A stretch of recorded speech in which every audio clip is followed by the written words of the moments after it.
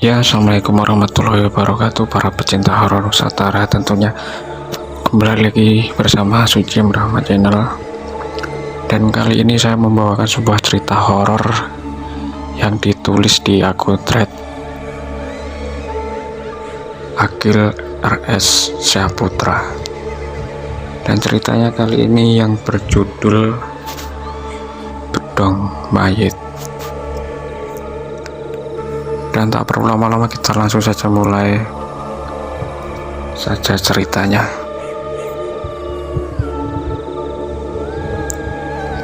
Kuburkanlah kain rombeng itu bersama jasadku, atau kalian semua akan menanggung akibatnya.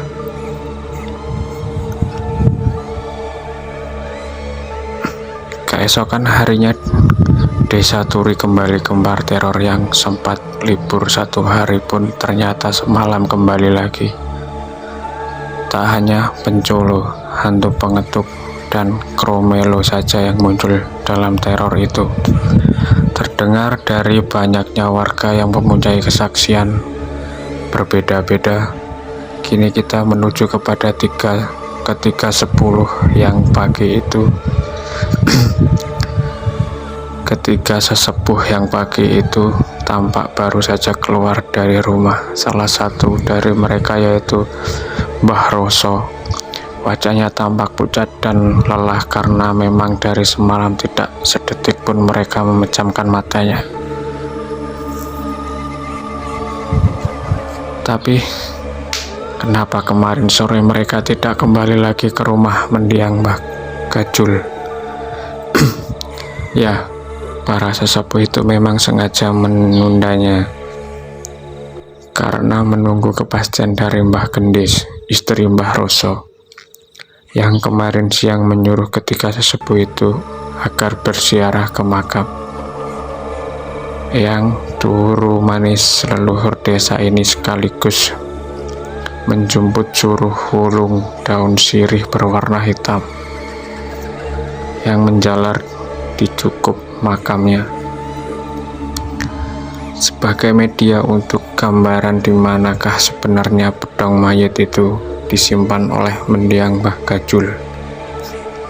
Entah ilmu apa yang Mbah Gendis miliki, yang jelas dulu ia sebelum menderita katarak, istri Mbah Roso itu memang dikenal bisa menerawang dengan media daun sirih, namun hanya dengan sirih yang secara fisik tumbuh di makam leluhur Desa Turi ini. Hingga dengan keterbatasan Mbah Gendis yang dibantu oleh suaminya Mbah Jayus serta Mbah Mangun, dapatlah mereka gambaran di mana kain rombeng itu dan kapan waktu yang tepat untuk mereka bisa menemukannya. Itulah yang menjadi alasan penundaannya, yang mana pencarian itu mereka undur dari sore menjadi ba'da isya. Hanya saja salah mereka tidak memberitahukannya kepada Darwis dan Paijo yang telah menunggu di rumah Mbah Gajul. Semalam ketika sesepuh itu cukup lega karena sudah tahu di mana letak bedong mayit itu disimpan. Bahkan sekira habis maghrib, mereka juga telah berkumpul di rumah Mbah Roso.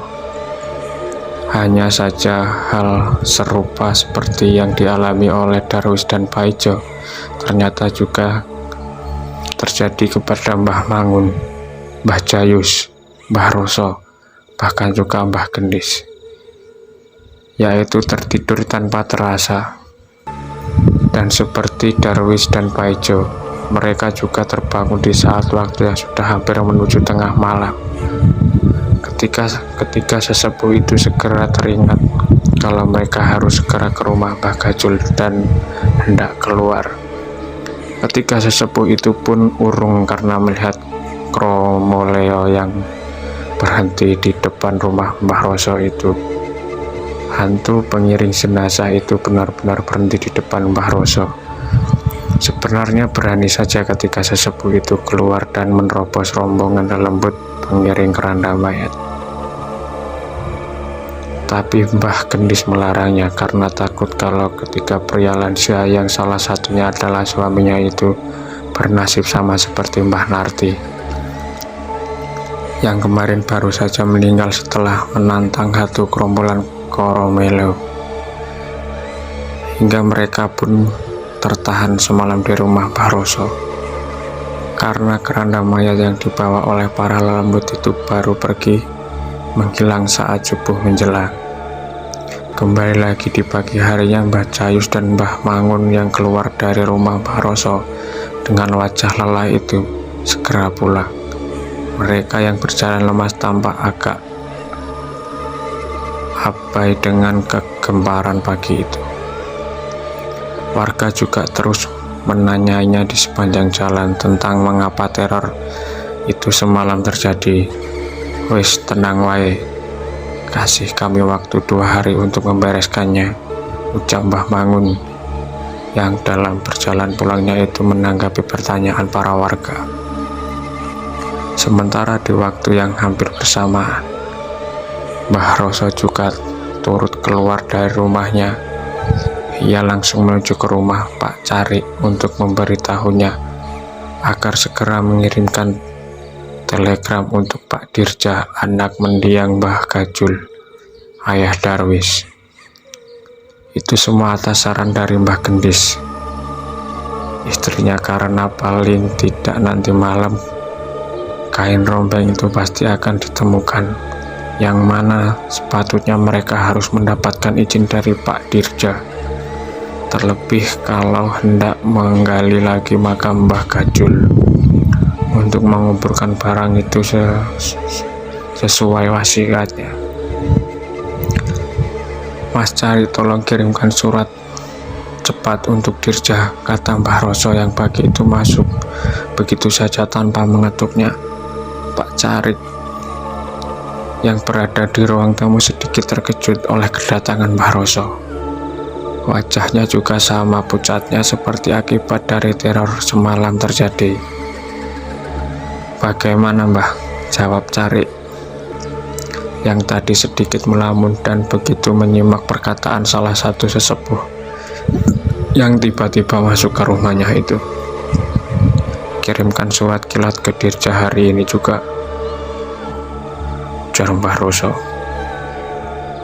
"Oh, telegram. Siap Mbah. Memangnya ada apa?" tanggap Pak Cari mengerutkan alisnya yang segera dijawab oleh Mbah Roso dengan wajah serius. "Sudah, kirimkan saja.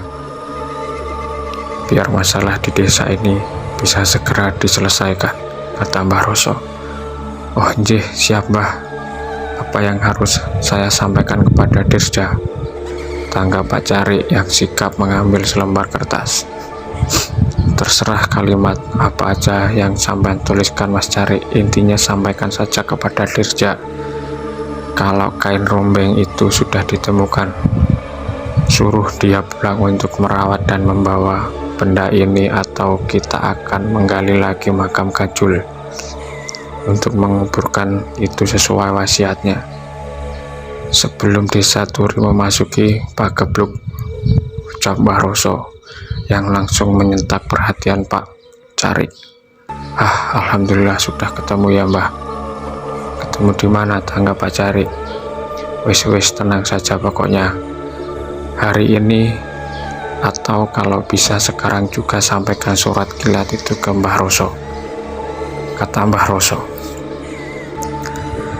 "Nggih Mbah, sendika dawuh," tanggap Pak Cari lagi yang langsung menguraikan inti ucapan dari Mbah Roso menjadi sebuah kalimat yang kurang lebih seperti ini.